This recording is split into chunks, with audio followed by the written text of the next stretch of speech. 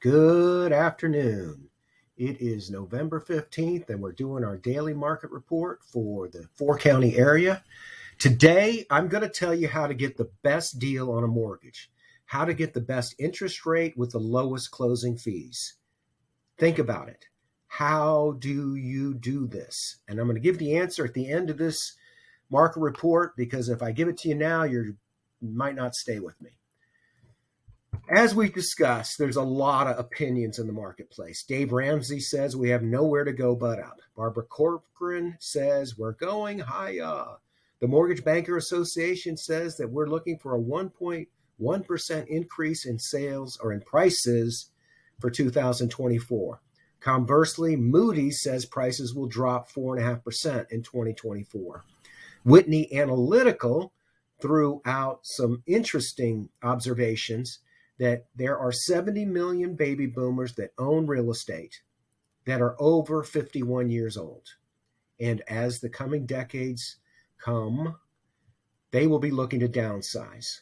I've said it before, and it's been out there. The building associations, the builders underbuilt by 4 million houses since 2008. They got crushed in 2008, and they didn't have the demand. Basically, the millennials pre-COVID chose to live with their parents.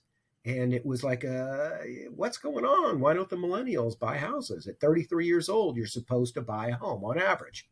And they chose to live at home.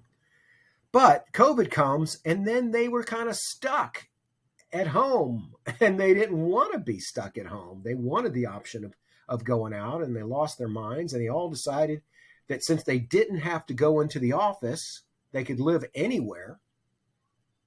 So they said, I don't want to live at home. And they started buying properties, and they started competing with the normal demand of property. And we've seen real estate up 30% since COVID as all of this pent up demand came out. Moving on. Bill Rudin of the Real Estate Roundtable says there's a massive amount of commercial real estate loans that are going to come due. They'll have to refinance these loans at these higher interest rates for commercial real estate loan rates. A lot of these properties are not going to be able to get refinanced. And if that happens, who knows what the implication will be for commercial real estate. I mean, for residential real estate, if commercial real estate has a problem. Kathy Wood came out today, and she's predicting deflation. And it is not apparent what the impact on real estate will be in a deflationary environment. I mean, common sense says that real estate prices will go down, but common sense doesn't always bear out in the marketplace. CoreLogic discussed that prices are down 1% from last year, but home prices are up for the last 6 months in a row. So we came down 1%, and now we've been going up over the last 6 months. Basically, these high interest rates combined with, demand is a function of people's ability to pay for the homes. And the numbers are that numbers of sales are going down. Meanwhile, prices are going up. They are suggesting that demand will continue to outpace supply. And here's what I have to say. Taxes and insurance are exploding in Florida. It's just ridiculous. I was working on a house the other day. We were happy with the house. The buyer loved the house. They wanted to live in the house. The taxes on that house were $4,500. We were able to verify that the taxes on that house, if this transaction had gone through at $475,000, which the seller was willing to take and the buyer was willing to pay, but the taxes were to jump to $8,500. And this is a break point that could not be rationalized by this buyer, and they're going back north to buy. My feelings, my thoughts, my fear is that 30% of the population, the lower income homeowners, are going to reach a tipping point where they're simply not going to be able to pay the taxes and the insurance on a fixed income. And they will be forced to sell and to move to a state with lower taxes and lower property insurance. And property insurance, I mean, if you're in a flood zone, you got to be just terrified of the implications. Maybe another $100 or $150 a month isn't going to break the bank.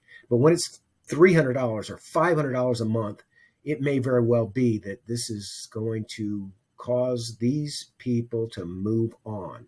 And it just not stands to reason, but it's just a fear of mine that everybody's going to decide to sell on the same day. One noted community that I follow has 2,100 houses, and half of them are in a flood zone. And the values of these properties 10 years ago was $100 a square foot, and now it's $260 a square foot.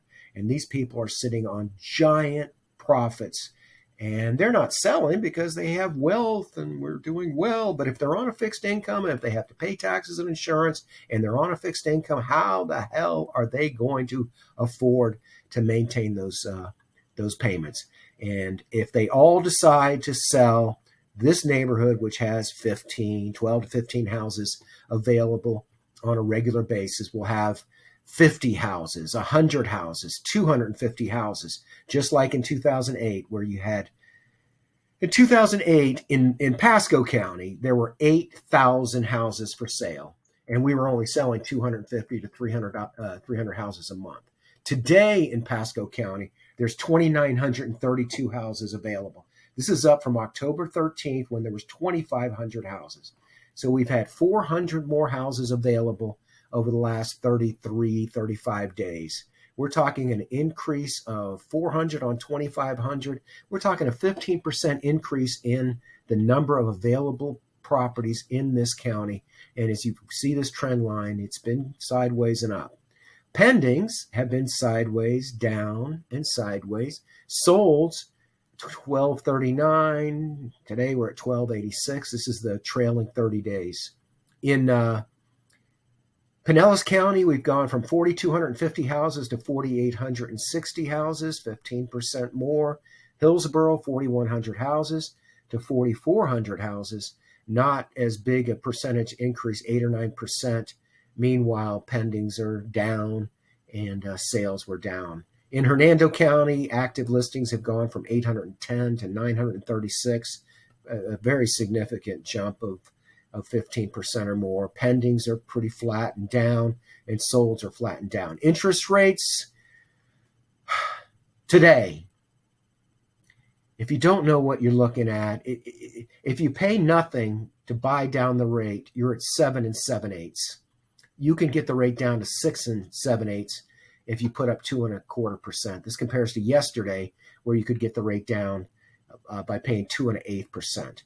What's it all mean? It means that you are going to be paying, if you want to buy a home, either in interest rates or in buy downs. Now, I promised you to tell you how to get the best rate on a mortgage. And I challenge you to call 10 mortgage brokers and say, hey, how do I get the best rate? And I am willing to bet that not one of them is going to give you the answer. And the answer is competition. And there's a particular way to do it. And as an inducement for you to call me, I'm not going to tell you. And I invite you to call me. If you're going to do a refinance, or if you're going to purchase a home, we spend all this time finding a deal. Oh, I want the best deal on a house. It doesn't matter what you pay if the interest rate is really low. What matters is if you have a really high interest rate. Of course, you can always refinance, and that's what they say. They say date the rate and buy the price. So the price you pay is not as important as the interest rate. And if you can't get an interest rate that allows you to afford the property, then obviously you're not going to buy the property. But how do you get the best rate, and how do you get the best closing fees, the lowest closing fees? And the answer is competition. And there's a particular way to do this. And I invite you to reach out to me to see if you want to pursue this. And by the way, you see I'm at Rocket Mortgage. The Rocket Mortgage is not the answer. The answer is competition. Thanks for watching. Appreciate this audience, and I look forward to being of real estate value in your real estate endeavors. Have a great day. Bye now.